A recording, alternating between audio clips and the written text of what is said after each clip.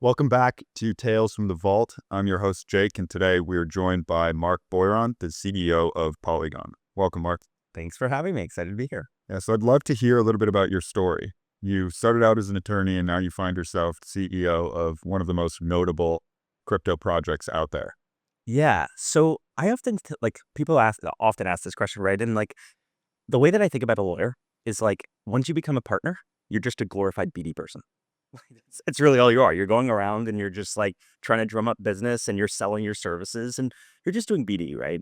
And so sometime in 2015, I started like digging deep into Ethereum. In 2016, I'm sitting here and I'm like, there's a million attorneys out there all doing the same thing as me. I was like, how do I actually like differentiate myself from others? And kind of like start realizing like, you know what, if you focus on a niche, there's going to be like something interesting there. So I started looking, and actually really interestingly was I pulled up like two different ones. So one was like 3D printing at the time, and the other one was like blockchains. And I was like, well, I kind of love this thing that has to do with crypto. I've been learning about Ethereum, so like, why don't I just do that? And this is like, What year is this? it's like late 2016 that I've gone through this process. And then like early 2017, I'm like, okay, let's jump in and see if there's anything there. There wasn't like too much right at the beginning, but then very quickly, obviously, like the ICO stuff came around. And so I kind of like faked it for a while, being like, yeah, I know everything about like crypto and all of that. And then after a while, honestly, just had like a bunch of clients. And in 2019, after like, I remember January, I worked like 20 hours that month because there's like nothing to do. I think everybody felt the same way. Yeah. Ended up going to Consensus, met Jake Chervinsky, who was just becoming the general counsel at Compound at the time. He ended up hiring me to do all his legal work. And as part of that, my view was always like, you need to understand the product really deeply because like from a legal perspective, like how do you actually differentiate? It's like Right. how this is stuff's built. And when you started doing that, like I started digging into like all their docs, talking to all the engineers, got like a pretty darn good of understanding of DeFi back then. Wrote like hundreds of pages of memos on like every regulatory risk associated with it. And so started understanding DeFi really well. And then started working with Uniswap and then ended up working with somewhere around like 80 DeFi protocols in like a few years. And then got completely burned out and said, I'm going in-house. So went to do IDX, chief legal officer there. And then I kind of got bored of DeFi in a sense that like from a legal perspective, it was like all I had been doing for like 4 years almost. So it's like looking for a new challenge. Saw Polygon. I'm like, okay, this is a beast that's growing fast. This is interesting. I talked to Sandeep, and I still remember like one of my first conversations with him was just a heads up, like I'm way more of a business guy than I am a lawyer. But yeah, I'll be your lawyer, kind of. And then after a year, yeah, promoted me to CEO, and it's really his story. Yeah, so then tell me how. Well, first of all, I find it pretty funny the parallel when crypto was exciting in 2016, that it was just as exciting as 3D printing. Because I remember everybody's like, "This is the future." Everybody thought you'd be 3D printing everything by now, It's true. and it just never came to I fruition. It look was back like, at that decision like a lot. yeah, Like, wow, I am so happy. I decided to go like the crypto path, yeah. not the 3D printing path. Now it's like just hobbyists making figurines, and I Exactly. never really got that. But anyway, so tell me how Polygon was when you first entered it, and what you learned moving from, the outside and deep into DYDX, and then be more internal on something that's much more builder focused. Yeah. So I think it's important to like remember the context there, right? So it's, 2021, Polygon comes along and just takes over like everything related to DeFi happening in the Ethereum ecosystem, which is pretty much everything related to DeFi, right? And what that means internally, right, is you grow from what was like a 60-person team to like 550 people in like months, not years. And any company that does that is going to completely break. Yeah, Just like reality, like you can't avoid it. There's like nobody, nothing you can do about that. yeah, And so I came in like right at that like pretty much breaking point. You could just tell, right? It was like, yeah, things were all over the place. Like people didn't know what people were doing, and it was like it was okay because they were like moving insanely fast, still like very successful. Yeah, it was like a little bit of a mess. It was one of those things where like you don't know what people are doing. So when you needed something done, what somebody would say is, let's hire somebody to do that. But that's not like the normal thing. right, Like you find somebody who can just do that thing. right. Here is like, well, I don't know who's doing what, so let's just hire somebody to do it. And I remember joining, and I came from DYDX, where it was like the complete opposite culture. Like Antonio, founder of DYDX, he's like very obsessed with like hiring the right people, really good people. He will take 6 months to hire an EA Yeah. if it means finding the right EA. Which, to be And fair, is really the only way you can build culture in the company. yeah, it's exactly right. Like I say now, what I do as CEO is I interview everybody before they join Polygon. Like it's just automatic. And it's simply because like if you want to like retain the culture and you can still pull it off, because at a certain point you can't pull it off anymore, do it. Because getting to actually know everybody, being able to like dig into like values that you have and then like how that build fits into your culture and whether they fit into that, it's like super valuable in a way that you can't when you're hiring like people on a daily basis because you're growing so fast. Yeah. What were like your clear intentions when you stepped into this role? Because you went from, I mean, still legal into being a CEO, which is a very different mindset shift, right? Yeah, it's definitely a mindset shift, but at the same time, it's like I said, it's kind of like always what I've carried. So like one of the things when I was COO that like I was very focused on was like, okay, first of all, I needed to clean up the legal function when I got in. But as part of that, inherently, you're touching things like the people function and like just the corporate functions like finance and, like ultimately like IT stuff, right? So you're kind of touching a bunch of stuff. Um, and so I was spending like a lot of times with those teams and trying to like help drive them in the right direction. So I got to like know that part of the org like pretty well. Naturally, I was somebody who knew crypto well. And a lot of the BD team that was hired at the time was like very like enterprise and institutions focused. They didn't actually know crypto that well because that was like the focus at the time. You can't blame them. It was just Yeah. what it was. So I spent a lot of time actually being the one like educating the company on what crypto actually frankly is, how it works, the values in crypto, the ecosystems, like all of that. And so taking the CEO role, there's like a bunch of like little things that I was already doing. But the big thing for me, which is the point I was touching on earlier, is the cultural piece, right? So when you grow that fast, um, we didn't have a set of values at Polygon. We didn't really have like a mission. It was just we were doing stuff very successfully, but we were just doing stuff. Um, so like the first thing was like, how do you actually fix this culture where you've got people all over the world, um, disconnected, aren't really coming together around anything the same. So they all have like different interests, right? And so like there is like a lot of like geographical things. For example, we used to do like geo-based pay. So we'd have one engineer that was paid $40,000 in one place, and the same engineer is paid like $250,000 Yeah. doing the exact same thing. That's the kind of thing that like immediately I'm like, nix it. Like that's a problem. Even if you're overpaying somebody in a place they live, it's irrelevant. The key thing is like you actually have a culture that's cohesive and people can like get along. Because otherwise, like, how do you get along with somebody when you look at them and you're like, why are you getting paid like 5 times what I'm getting paid to do the exact same thing? Like things. Yeah, that's tough. And so that was one. And then another one had to do with like I think of it a lot as like trying to find this balance between like performance and like a good place to work. So like we have like 7 values at like the company, and like half of them are, well, 3 of them are pure performance focused. It's like you're gonna work fast, you're gonna move fast, you're gonna take ownership of things, and you're gonna work your ass off. Like that's how I sum them. Sounds like you guys are shifting back into that startup mindset. Yeah, exactly. And like honestly, when I interview people, I like tell them those things. Like if you don't want to work really, really hard, don't come to Polygon. Yeah, bad idea. Don't come. And then there's another 3 values that are very much focused on just like being respectful to people, accepting mistakes that they're going to make, like very focused on just be a good place to work. Be decent. Because I think like there's no reason you can't do both of those things. It's like work hard, be really performant, and then be really nice to people, treat them well. Know that if you're moving fast, you're going to screw things up, accept that they're going to screw things up. It's okay. And like, let's come together and like kick ass in a fun place to work. Yeah, I actually think those are kind of the same thing. Because like if you're pushing, you're working hard, you know you're going to make mistakes. And if you're empathetic about the rest of your colleagues also moving fast, also breaking things, and you're just like, I don't know, that's culture, right? You see each other and you see each other as equals. Therefore, you're making equal mistakes, equal successes. Yeah, I love the way that you put that. I strongly agree with that. Yeah. So how far along that journey do you think you are now? Because obviously in the news, you guys have had quite a few shakeups lately. Yeah. And Eve's back to being the CEO on the foundation side. Yep. And you guys have had a couple other early employees and founders leave. So is this part of that whole plan? Yeah. Yeah. So I think the way that, so I'm 2 years in now to being CEO. The way that I look at about it is about 6 months ago was when I felt like we like turned this like curve. So like the first 9 months was pure, pretty much like clean things up, get culture where we want it to be, like get people happy working at Polygon. I always say like now, if you talk to almost anyone working at Polygon, they like love being at Polygon, which was like my number one goal. Yeah, that's Got a punch people who want to be there. They're going to do like great work. So got there about like 9 months in, and then there was a ton of like strategic stuff that we had to figure out. So kind of went through probably a longer period than I liked, probably another like 6-ish, 9 months, like really trying to figure out direction, right? Like things like Polygon POS. It's like a super complicated thing to figure out because like it's a really successful chain. Yeah. And but when you're successful across like 8 different verticals, it's really hard to actually like figure out like a resource and stuff like that. So that's a hard thing to figure out with a new product coming along with Ag Layer. That a lot like super like different teams for dynamics that you need, right? Like POS is a really mature product in a way.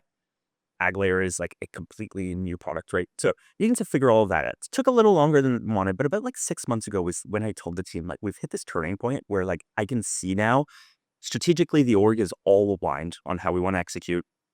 The velocity on like product and engineering like increase like drastically. Oh man, when you can just feel it, You, right? you literally just feel it, and you see it if you look at less like 2 months, what you basically just see is like Polygon. We used to do like a lot of like announcements, and then like nothing would necessarily happen. That's why I actually people used to say, "Why aren't you guys announcing anything?" And I literally said, "I'm cutting all. I don't want to see an announcement anymore. We are going to announce when we actually ship something, and not what we're going to ship." Oh, but that's not the crypto way. It's not the crypto way, but it's how you build trust ultimately. And I think like we need that a little bit more in crypto. And so if you look at the last 2 months, what you see is just like every like week or 2 weeks, it's like we're actually shipping something meaningful and new. And so like the velocity is there now. So now is the point where I'm like, okay, Polygon's going to start its journey back up. It's started, but very early stages of that curve back up. So it's exciting actually. How many employees do you guys have now? We're like a little bit under 200. Okay, so you cut 300 people. Yeah, more than that. Wow. Yeah. But it was yeah, and that's actually one of the toughest things, right? Because when you do that, everyone else at the org is questioning like, hey, what are things gonna look like? Yeah, am I? Yeah, and I have like this very like this philosophy that's like be ultimately transparent with everyone. So like there was I think if you like tell them like, hey, here's like where the risks are in the org, like what you need to like expect or not expect. I was thinking about it in my head of you just like on a company town hall, all hands, and you're just reading off the list of 300 names, why each person was fired. We wouldn't do that, but fair enough. But no, like so that's hard because for a while, so we have these all hands once a month, and I used to get the question. Okay, so when I first took over CEOs, crazy, I had an all hands. We do them anonymous. I'm a very big believer in like one of our values is expressing your opinion. You should be able to say what you want. You shouldn't have to say it anonymous, but you should be allowed to. Yeah. And so I remember the first one was like I had 150 questions, and most of those questions were actually like comments, not very happy comments. Now at the end of all hands, we have like 5 questions, and they're usually like actually like useful like questions that like relate to what we're actually doing. Vision planning. Vision planning, yeah, like all of that stuff, the stuff that you'd actually like want to see. And I can't remember where I was going with that point, but where was I going with that? Cutting 300 people. Oh yeah, the key thing there was like when you allow people to ask any questions they want, and then you answer them completely transparently, it like makes a huge difference. So like sometimes people will say like, "Hey, why was this person let go?" Or why is it that are you doing layoffs again? They ask like these hard questions. I think at one point I had somebody said, "Mark, this is when things were really bad." They're like, "Does the board review you? Should you be fired?" It's actually to me, it's like I like love the fact. Again, they should be able to say that without being honest, even that tough of a question. Yeah. But I love that people are willing to say that, and then you like answer it truthfully. It's like I've got Sandeep here. He can terminate me at any point in time. Why don't I let him say what he thinks? And that's actually like good. Good thing is, Too. yeah, it is. But then you get to this point where we're at where we are now, and like I don't get those questions ever. People understand what we're doing. People are excited about it. They see why things are about to start heading up, and I don't think you can do that without that transparency. That most people like they want to hide things, but it's just not helpful. Like I'd rather somebody be like, "Hey, what's our runway?" And then we tell them, and okay, some people are going to be excited by that, and somebody else is going to be like, "Oh, that's not enough," and they choose to leave. that's actually like a good thing. Yeah. Because they should be where they They feel need all the information to make a proper decision. proper decision. Like we get to make proper decision based off of what we know about them. Yeah. They should be able to do the same thing about us. Because then you get like, just under 200 people who are like super happy to be here and they're ready to like crush it. Not people who are like, oh, should I be here? Should I not? So do you think you've gotten to the point where you have a pretty clear, unified vision for the whole org? Yeah, I feel really good about it. What is that vision? Yeah. So, okay, I tie everything back to like just our mission. Ultimately, we want to build a trustless internet, and it's very focused on this idea that like anyone can do anything with their assets whenever they want, and that's really it. So if you build, so there's a few things that are important here. It's not the decentralized internet; it's a trustless internet, and it's because okay, ultimately, if you want the trustless internet, you do need a foundational layer that is decentralized. It doesn't exist without it. But the question is like, do we need to build that? And the answer is like, not necessarily. So when you think about the products that we have, a lot of them are built, basically everything is built on top of Ethereum. Ethereum is decentralized. When you have a decentralized technology like that, and then you build in like ZK tech, you can build trustlessness on top of that decentralized technology without everything you are building needing to be decentralized right in and of itself. So very focused on this idea of like trustlessness. But then beyond that, it's like other things are like everything we build is going to be permissionless. We don't build anything that's permissioned. That's like kind of core to what we want. We want to build things that are censorship resistant. Everything that we build needs to have like this vision of being like censorship resistant in the end. That again gets this idea of like a trustless internet that anyone can do whatever they want, whenever they want. So when you look at it from that perspective, then you look at like the products that we're developing, right? You think of Polygon POS. It actually started out as kind of fulfilling that mission. If you really think of 2018, you've got this time where nothing exists basically other than Ethereum, but in for what's actually useful, and Bitcoin, of course, but totally different. And so at that time, building a chain as a side chain on top of Ethereum to scale it basically was scaling for Web3. That is what it was. And doing it a permissionless way that happened to be decentralized for POS allowed us to actually achieve that. And I think we're like really, really successfully. But when we look at that now, it doesn't actually feel like our mission. It feels like something that we can still drive like a lot of value through POS. And we could talk about like what specifically that looks like. But when you think about it, like the thing that's actually going to build that like trustless internet is actually now some form of like cross-chain settlement that allows all of these chains that are going to exist to actually feel like one chain. Right. Pure interoperability, right? Interoperability. There's only one internet. It's exactly, we go to this all the time. It's like, we just want Web3 to feel like the internet. Yeah. And that can't be trying to figure out how to go from one chain to the other. It has to be like seamlessly going from one chain to the other. And so that's really like the focus on the ag layer, and why that ends up being like the core focus for us is the ag layer, because that is actually the thing that is going to like today fulfill our mission. And POS plays like a role in that. But that's really how we look at it. So take me through ag layer and POS's role in ag layer. Yeah.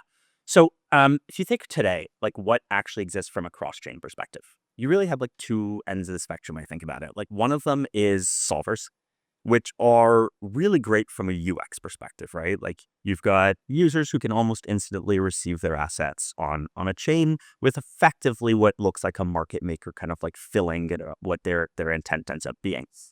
This is great because users can get their assets whenever they want. Problem with this is scalability. Number one, it's like you're really only touching major assets on major chains, and all the new chains that pop up don't immediately have support. If they do have support, it's only for those major assets. Like, how do you get everything to be able to be transferred freely? You can't do that via solvers.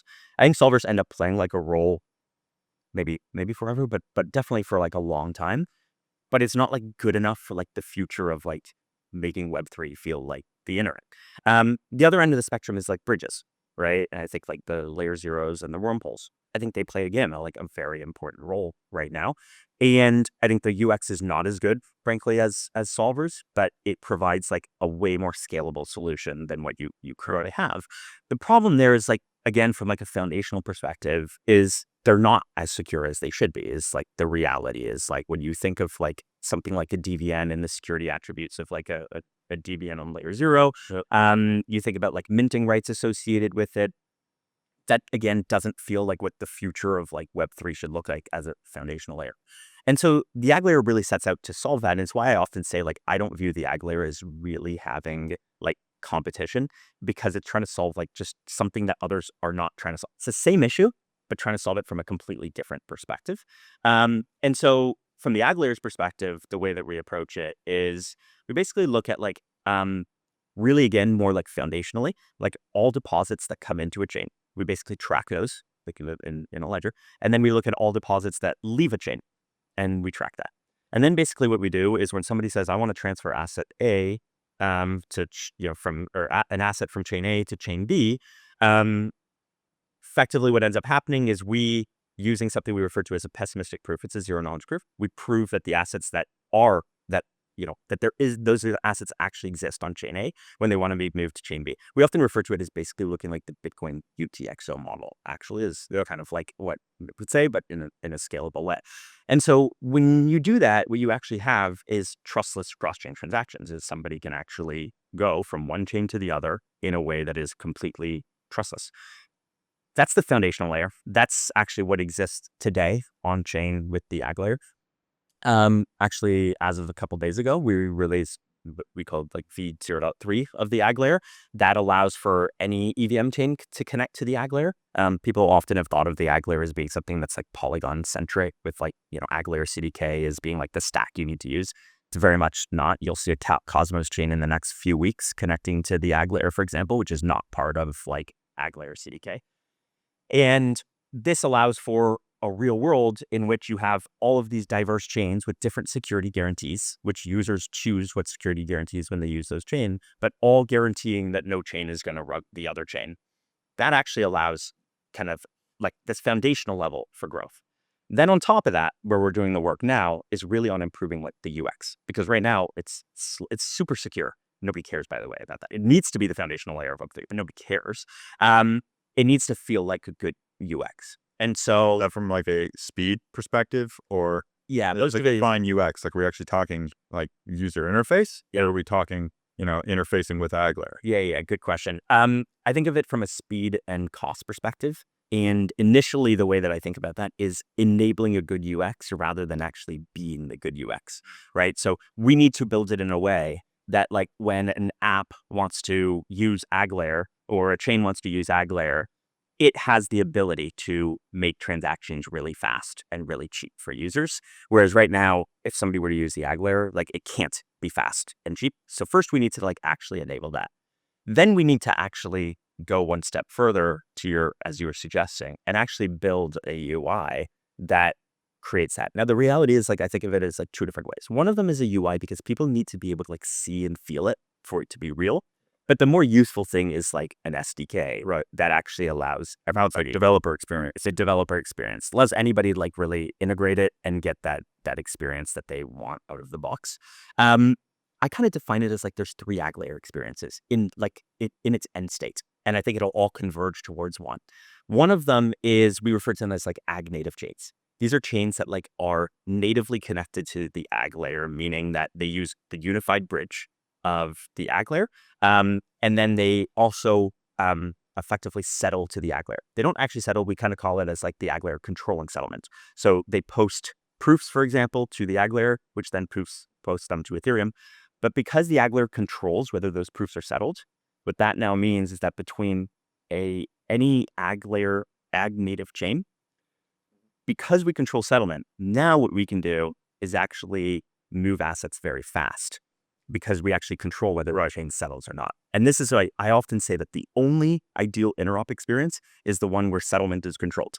Because if you don't control settlement, you have to be either increasing costs because there's going to be a reorg one day and you're going to have to eat that cost, or you're going to need to delay transactions because you don't want to take the risk of a reorg. The only way you can actually do this right is if you control settlement.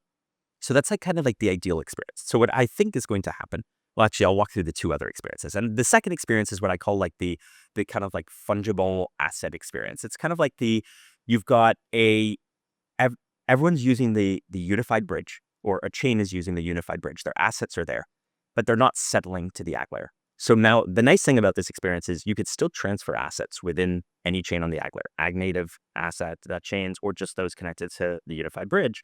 But the only thing is, because we don't control settlement, the experience of being able to go really fast and really cheap is going to be less. So an ag native chain could export an asset really fast to this chain using the unified bridge without wrapping the asset to any of that. Nice thing about this is you get the fast experience moving assets out. But when you want to move an asset in, because you don't control that settlement, you're going to do it slow. Yep. But the nice thing is it's still a fungible asset. So it's like a decent experience, but it's not like great. And then the lowest level experience is one that's like a chain that is not using the unified bridge, and it's a chain that is not connected, not where we don't control settlement. Native. Yeah. That's really just going to rely on solvers, right? Because like ultimately there's nothing that we can do. And this is why that solver UX ends up being important. But I think what I envision happening is that the ag native chain experience is going to be proven to be like very, very good. And what's going to happen is that all of these other two sets of chains are going to look at that experience and they're going to say, oh, I want that experience as well. Yeah. And slowly chains like migrate to being ag native chains. And then you get to a world, and that's where you get to that endpoint of like secure cross-chain experiences that are efficient, cheap. How are where we want to be. you guys doing partnerships with this? Because like immediately exchanges come to mind, right? Get an exchange using AgLayer, and all of a sudden you're an asset that's not native on AgLayer, and then you very quickly want to get there. So then somebody like Binance has much more fluidity in your asset. I like love where you went with this right away because, okay, so we haven't started those conversations mostly because, when you're talking to an exchange, like if the product's not really ready from that UX perspective, They don't care. They don't care. Yeah. And so we need that product to be at a point where what we tell them is really true and that their users are actually going to want to use that product. Now, I have started asking kind of like CEOs of like exchanges and stuff just in conversations, like, how would you feel if you had this experience? And what I describe is like, okay, Polygon POS is connected to basically every major exchange. Polygon POS will be connected to the AgLayer. And when I think about that, what that means is that if you are Binance and Polygon POS is connected to the AgLayer, your POS integration is the only integration you'd need with your exchange to be able to have your users move assets to any other chain on the AgLayer. I mean, how nice is that? You can now offer your users that cross-chain, like that ability to offboard and they don't even think of it as cross-chain. They're just saying, I'm offboarding to, whatever chain. All that exchange needs to do is really going to be two things. One is implement like a library that we call like the bridge and call library that we've already built. And effectively what it allows is one click, multiple calls on chains. So you one click and you're basically transferring from POS and then going over to like just like AgLayer. Exactly. And so just kind of flows through POS to the AgLayer, or to another chain on the AgLayer.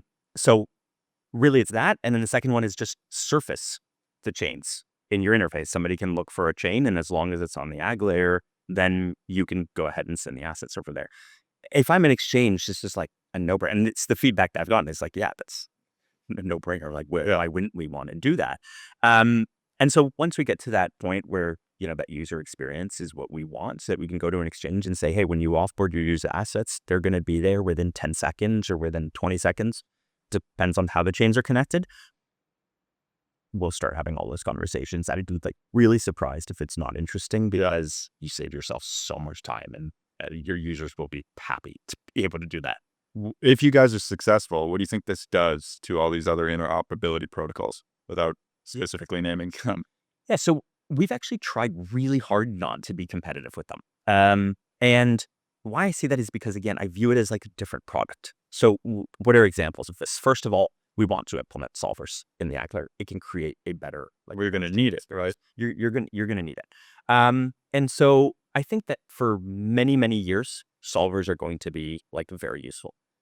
I do think realistically, if the AgLayer is successful in 10 years, 5 years, I don't know what it is, I'm not sure like that solvers are going to be necessary. It's not going to make sense.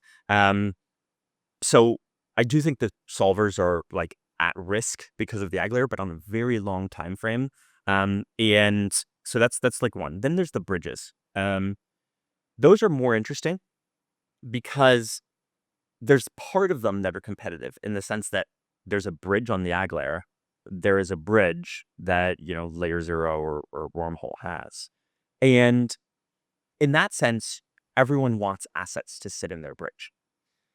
the thing with how we're building the ag layer very intentionally is that while the best experience is in that unified bridge, as I described, what we want to focus on is being able to create an experience where like you can go ahead and use layer 0 freely and then go ahead and like use the ag layer. So it's effectively like bring an OFT token into the ag layer, and then where, there's maybe a faster, better experience than layer 0 for certain things, then use the ag layer for that. And when it's actually better to use layer 0, then use layer 0 for that.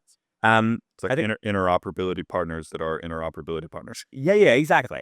So I think like I don't think there's a world in which they like disappear at all. I also think like, yeah, the teams are like very strong. They're very good at what they do. And so like I don't think we need to. I think we can like work collaboratively, and that's actually gonna like make the user experience better, faster. Yeah. Especially as you scale this thing or start growing user adoption. Yeah. Yeah, cool. So that's ag layer. Yep. Now take me through Katana, which hasn't been brought up yet. So even a little brief intro would be helpful. Yeah. So it ties very closely into the ag layer, actually, like how Katana came into existence. So we're thinking about like, how do you kickstart the ag layer? And one of the things we hear all the time from chains is, I don't want to build an entire DeFi experience. I don't want to like pay what I need to pay to like get different protocols to come over here. I'm a gaming chain. Like, I just want to focus on gaming. And so what they're hoping for the ag layer is that they have an experience where their users can still like tap into that. Like, they know that that experience is important, even for assets that they acquire within that chain itself. Like, they need the DEX. People want to lend their assets. They want to be able to like borrow to then go be able to buy this thing. And so what they want is a chain that actually has really deep liquidity that they can tap into. And when we started thinking about that, we're like looking around and we're like, okay, who do we attract to like the ag layer to do that? Could Polygon POS simply be that? Could we attract another chain to do it? And when we started looking at this, we started realizing that like the liquidity on these chains is actually just not what it seems to be, right? Because you see these big numbers, you're like, $6 billion of TVL, $10 billion of TVL. You feel like there's so much liquidity on these chains. And then you say, okay, how much of this liquidity is actually used? And you start looking at like, okay, how much is actually sitting, right? And you could kind of like look at like DeFi llamas, like kind of like DeFi TV. Yeah. You start looking at that and you start realizing it's like a very small percentage. Yeah, there's that whole theory that there's like $400 to $500 million in DeFi, and that's it, and it just moves around. Yeah, exactly. And the rest you see on a chain is sitting there idle, doing nothing. And so then when you go one step deeper and you start actually looking within a protocol in one chain, how much liquidity is there? And then you start looking at, okay, within one of those protocols in one of those pools, how much liquidity? And so I think like the pool that does the most volume in all of crypto is a USDC USDT pool that has like, it's a total of, I think, $35 million of liquidity. That is nothing. Now, shallow. Now we're like, hey, institutions, why don't you come in and bring tons of money into here? It's like, what, really? Like, how am I going to do anything with this? And so realized like no chain is actually built for this. So we started thinking, okay, let's actually build a chain. And this is really like the idea of Katana is like, okay, how do you build it?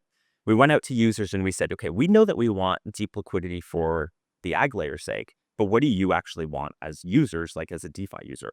And we do these surveys and we consistently get like 3 results, like in order. It's always high yields. Surprise for talking about DeFi. Number 2 is deep liquidity, which interacts perfectly with what we're talking about for what we wanted for the ag layer. And then number 3 is security. Okay, great, because that to us is like baseline for everything that we do. And so we started focusing, okay, how do we build a chain that has like deep liquidity and that has really high yields? And you need to get yourself out of this like mindset that we have in crypto, which I actually appreciate and I think is important in many ways, which is like this credible neutrality idea, right? That like you always need to be neutral. So that credible neutrality results in every protocol that wants to deploy being treated the same, regardless of UX, liquidity, anything else. Like they all need to be treated the same. Assets coming into the chain all needing to be treated because you need to be neutral. And so went out and thought, okay, what if we just don't do that? Just forget neutrality. Let's be super opinionated because we're trying to build a chain for a specific purpose. Let's go build it for that purpose. And you reach this conclusion of you actually only want one protocol per like core kind of protocols that exist. You only want one lending protocol. You only want one spot DEX. You only want one perp DEX. You probably only want one launchpad. Especially if you want liquidity. especially want liquidity, because then you're not fragmenting it. I always give the example. If you go to Polygon POS, you go to Arbitrum, you go to Optimism or Base, you're going to find a deployment of Aave, you're going to find a deployment of Morpho, you're going to find a deployment of Euler, you're going to have 100 million in one, 100 million in the other, 100 million in the other. It's $300 million of liquidity, but the deepest liquidity you could possibly find if it was all sitting in the same assets is $100 million. If you only have one of those protocols, that's $300 million. And that just assume that you can't attract, you don't have the same distribution, so you can't attract as much. So you only bring in $200 million. The thing is, $200 million is actually significantly better for users than that $300 million because it's sitting in like one pool and you can do a lot more with it. The same is true when you start thinking about it from an assets perspective, right? When you're like, okay, how many versions of wrapped BTC do we have? And the answer is like many. And when you think about like fragmenting that liquidity between like WBTC, TBBC, CBTC, and then you can like keep going down the list, like 100 million one, 100 million the other, 100 million the other. Aren't you better off just having WBTC with $300 million? Or again, even $200 million? And the answer is yes. And so what we started doing for Katana was finding like, okay, who do we want to be these kind of core protocols and then these core assets? And then second is, how do we do that in a permissionless way? Because again, going back to like our mission, we're not going to build something that is like permission. That's not like what we do. And what you realize, and it's funny because it just comes back to like what crypto is built on, is just incentives.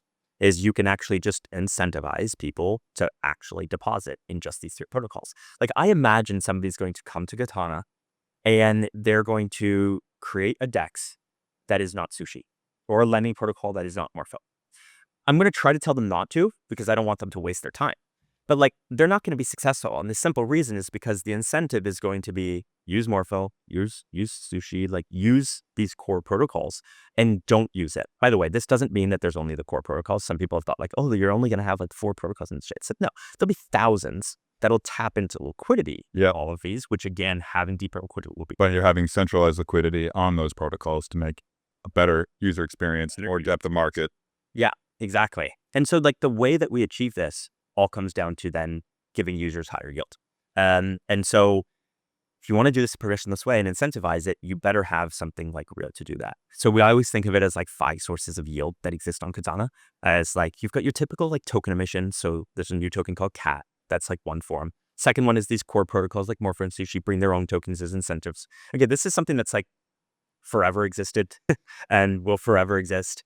It's not sustainable. It'll exist for some period of time. And that's like, okay. But if you want to build this in a sustainable way, you need some like incentives that are actually going to like stick around, or real yields as some people refer to it. And so we kind of have like 3 sources of what we consider real yields. One of them is a protocol that Polygon built. It's actually one of the more interesting products that we have because there's so much interest in it that we did not expect. It's called Vault Bridge. Effectively, what you do is you deposit into on the Ethereum side. So you can deposit ETH, BTC, USDC, or USDT. And when those assets deposited, they're lent out on Morpho, on Ethereum.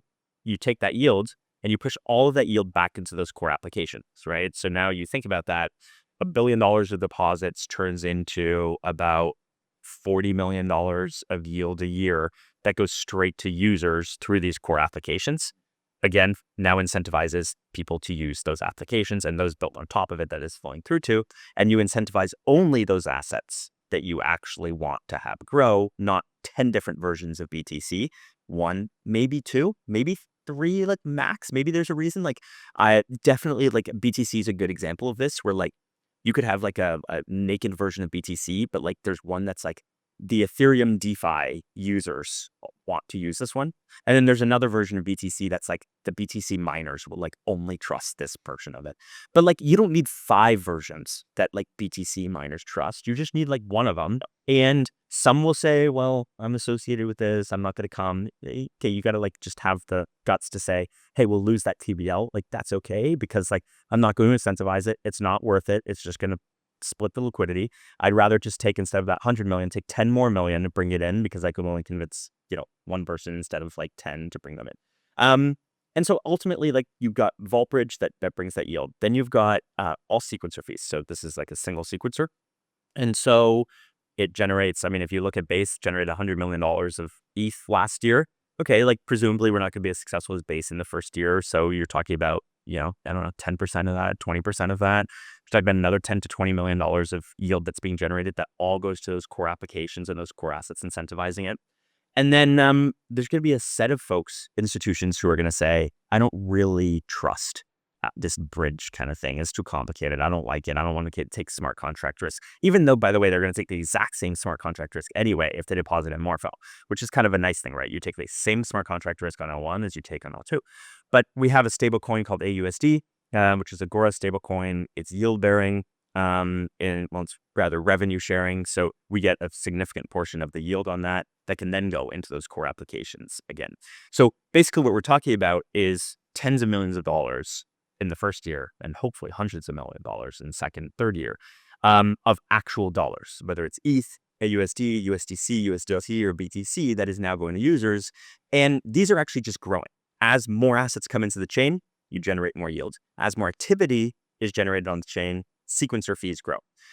Ultimately, all of this is working towards the idea of just deepen liquidity in these sets of assets and now have all the chains on the ag layer tap into them and ultimately, frankly, all drive fees for Pol, which is the goal. Yeah, very interesting. How do you decide on the split of incentives between the very few protocols that you work with? Yeah, that's a good question. So I think SpotDex is, if you think about it, like just look at like what's most used, right? And so like we've got enough years of like what are things people are going to use the most, right? So like Sushi gets the most incentives, lending protocol Morpho gets the second most incentives, and then PerpDex gets the third most, and then Launchpad. And it's this purely based on like what is actual usage, what do you need to incentivize things, and that was it. We've just looked at numbers and volumes, and that's how we reached those conclusions. Yeah, makes sense. So what do the timelines look like for both Aglair and Katana? Yeah, so Aglair talked about it a little bit. I kind of consider like the core part of the ag layer like built out fully. By the end of this year, we'll have like I'll call it like good UX with faster interoperability built on top of that. And so by the end of this year, we'll be able to show like what the ag layer can be between two and ag native chains. We'll also show what it can be between like kind of the second and third category of chains that I was mentioning. We'll have like that SDK built out. So yeah, the second half of this year is purely going to be like UX on the ag layer being baseline good by the end of this year and being able to prove in certain situations that it's like very, very good. And so I think that's when we start seeing like just more adoption of the ag layer. On the Katana side, we launched pre-deposits about 3 weeks ago. And there's about, I think we're around $200 million of TVL, which is honestly kind of awesome because like when you, it was funny, the first week I had people reach out and say, I don't think Katana's that interesting. You only have $20 million of TVL. And I'm like, wow, like nobody knew this thing existed until 5 days ago. Yeah. Like, what did you think was going to happen? And then the second thing that's interesting is people are so used to just bringing TVL for TVL's sake. So like I say all the time, but I know, it's not confident. I know for a fact I could bring $2 billion of TVL in the next month if I brought just BTC and nothing else. Yeah. But the thing is, that's not like, that generates like 17 bips on borrowing fees. Yeah. Like that's nothing compared to stablecoins, right? So a lot of times having discussions, people are like, hey, what should I deposit? And somebody's like, I can bring like $30 million of BTC or like $20 million of stables. And I'm like, cool, bring $20 million of stables. Yeah. And so that kind of like impacts like TVL numbers. But anyway, 200 million, 3 months, the 3 weeks in, trending upwards nicely. So that's good. In about 6 days now, so on June 30th, we will launch our mainnet. That'll be public mainnet, and all those deposits that have come in will be kind of like moved over to the Katana side, and we'll start seeing things taking off. I mean, I think it's already good. We're close to generating around $10 million a year already, that just going straight to users without the chain even existing. So off to a good start so far. And so for the claim and airdrop for our listeners that might be interested in participating, what does that process look like? Yeah, so one of the things, so lots of tokenomic details for CAT, but one of the things that's really interesting is, okay, so there's two parts of it. One, Katana specific, which is as you deposit into Katana, you're earning yield right now. You can deposit USDC, USDT, ETH, or BTC.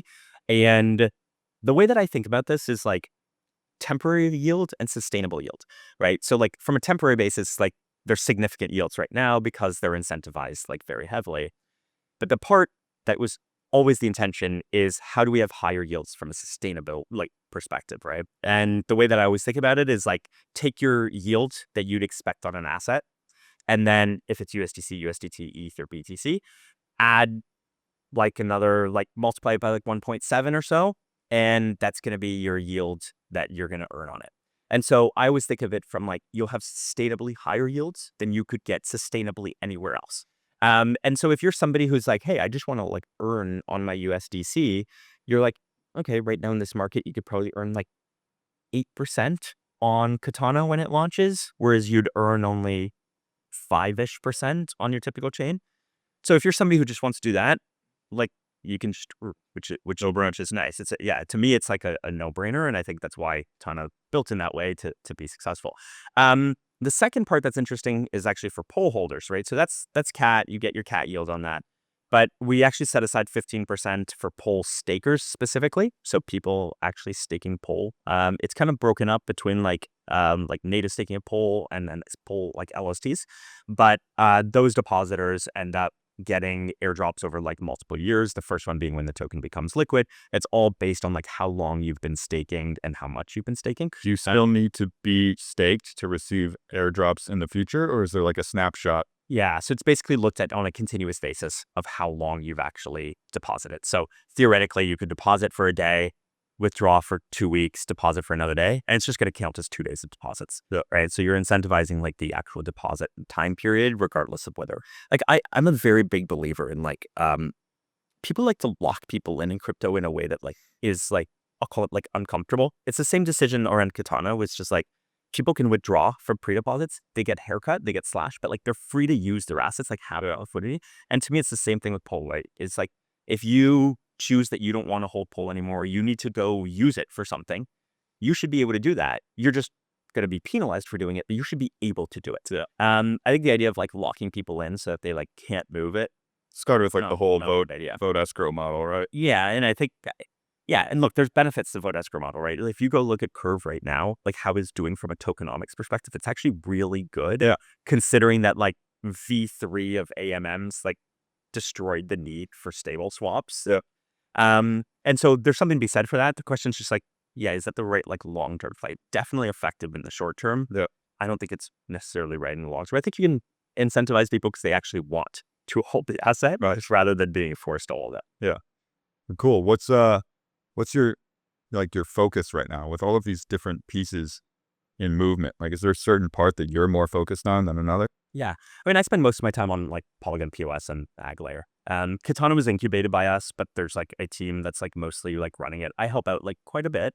But it was all GSR as well, right? it is also GSR, as I was about to say. So like the nice thing here is like it's not just like Polygon who needed to like get this off. Like GSR's got a very big team and they got a pretty sizable team working on this. And so look, there's a whole part of like what needs to be done from like a market maker liquidity perspective. Like even from like a if you like use Katana when it launches, you'll see like a really smooth solver experience, and like GSR is going to be like a meaningful part of actually providing that liquidity there. So they're playing like a whole other role. And so the fact that this is not just a Polygon project, that it's actually like a incubated by Polygon, but now like run pretty much like externally, allows me to spend time on like the core kind of like Polygon stuff. I still need Katana. Like I want to spend time on Katana because I view it as like this like not necessary but important part of Polygon. Like if Katana ends up being successful, I think the Ag Layer grows much more easily than if it's not. And so for that reason, I want to do what I can to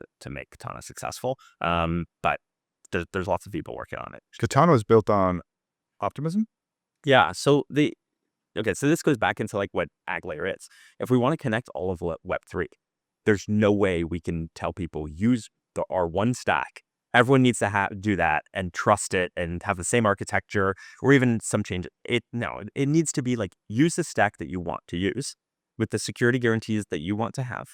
We will make sure using the pessimistic proof that every other chain is protected from that. And so what we've started doing is we started with just like Ag Layer CDK, which the version we called CDK Aragon. And then what we added was what we referred to as CDK OP stack. We will then add what we refer to as CDK orbit, for example, for the Arbitrum stack, we'll end up adding, even though we're Huff Cosmos chain before we have this, we'll end up having like a CDK like Cosmos type stack. And the general idea is like, look, if you trust OP stack, then use OP stack. If you trust orbit, then use orbit. You shouldn't be forced to choose. Like, we shouldn't have to choose for you. Yeah, that makes sense. Yeah, Katana is using kind of CDK OP stack, which basically what it is like OP stack. And then you remove the superchain bridge, you replace it with the Aglair bridge, and then you replace fraud proofs, as in the optimistic proofs, and you replace them with execution proofs. So kind of our view, more secure, faster withdrawals from the chain. So ends up kind of like maybe being a better user experience. With all of these things starting to come to maturity and your change in vision around how you're marketing these things, have you started to actually market Aglair and Katana? Yeah, I think like the last like 2 months is when we've started seeing. I've actually started seeing like replies where people are like, "Oh, Polygon's announcing again," and I think this is part of like Sandeep. Actually, what most people see as Sandeep coming back. I'm sure he never really left, but yeah. Yeah, like as somebody who talks to Sandeep like every day, like and sees every meeting that he's in, the guy spends like more time than anybody could spend on a project on Polygon and always has. Um, I think the nice thing about Sandeep like coming back to like be like the foundation CEO is I think it's like a few things. Like one, there's a signal there for sure, Yep. which is okay. So one thing we didn't talk about when we talked about like the org structure, and like one thing that changed a lot 6 months ago was we were ready to like go, as I was talking about, like accelerate. But number two was we had a board that was composed of like most of our founders. And what would happen is I'd want to execute on something and they would want to talk about it a lot. Yeah. And at a certain point, Sandeep and I were chatting and we just said like, look, this is value add in the sense that like they've got great input, helps us see around the corners, they understand things strategically. But we had decisions that take, I won't even say actually how long some of the decisions took because it's like embarrassing. You think because it was just still so personal for them because they were founders and like a little bit on the outside and like Personal, and there was a lot of them. Like when we acquired companies, like we treated them as founders, right? So there's like 8 founders. If you get 8 people trying to make a decision and you want to come to consensus around that decision, yeah. it's just I mean it's like 101, like a disaster. Yeah. And so about 6 months ago was when Sandeep and I were chatting and we're just like, yeah, like this needs to just it needs to change. Yeah. And this was really like Sandeep kind of taking not just the board but also CEO kind of like really, yeah, showing kind of like that end result, which, you know, since then, like again, the speed at which we've been able to move is just so much faster. And like, we know we're going to make worse decisions than if we had, you know, 7 other people. But you're making them faster. We're making them way faster. And I would rather make a mistake, 1 out of 5 decisions and move faster than like not make these decisions at all. And that change, everyone can feel it. There's more consistency in decision making, it's faster decision making. And that just results in like faster execution. So yeah, big change there. So is that ultimately a new composition of the board or is that just Sandeep taking check? It's new. It ends up being new composition of the board and him taking the CEO role. And like, yeah, like credit to Sandeep. Like I think there's like so few founders, especially I feel like on like the custody side, centralized exchange side, there's been like way more consistency. But when it comes to like protocols, mostly you get the liquidity so fast. Yeah. You don't see that kind of consistency. But like, yeah, I don't know. To me, it's like super inspiring seeing Sandeep because the dude's like he's been here for so long. He's had founders like leave, and you know he doesn't get tokens back when they leave or get more tokens, and he's still just grinding As fiery as ever. aggressive. Yeah, and he's he's just never stopped Yeah. going. So yeah, Yeah, I love that. That's cool. Was there anything here that we didn't discuss that you're excited about? you know, I think we covered things like pretty broadly. I think just in general, it's like this is like the most excited I've been about Polygon Yeah. in general. It's just I can't wait because for me it's been like I just think of like the journey. It's been like a journey of like things are going bad, things are going bad, things are going bad. But like I know things are actually getting fixed, and for me it's like most exciting because now we get to show like what we're able to do, and so yeah, it's actually just an exciting time for Polygon, and I think it's going to be really cool because I can't really think of like turnaround stories in crypto in any like meaningful way. Most like protocols that go down just like mostly keep going down. And, if I look at like Polygon POS, frankly, like, okay, DeFi summer is just insane. Like nobody can keep that up. But like we haven't really gone down actually. Polygon POS is like the chain that nobody appreciates, but is like the most amazing Still there, product. still as users, still. Keeps going and just it's not just users. It's like you think of like who it's like Polymarket happens like over there, right? You think of like Courtyard, and most people like don't know Courtyard, but like it's like insanely fast growing like consumer MBA product. You think of like Revolut being on like Polygon and nowhere else, and I can name probably 10, 20 payments fintechs that are on Polygon and are not anywhere else in Argentina and Southeast Asia. And so, yeah, POS is just that chain that just keeps going. But the thing that's nice is like this is actually just like with the clarity we have, just going to accelerate, and it's going to become like obvious to the point where like nobody can say like Polygon POS is not just absolutely dominating in stablecoins and RWAs. Yeah, and then I think Katana is gonna.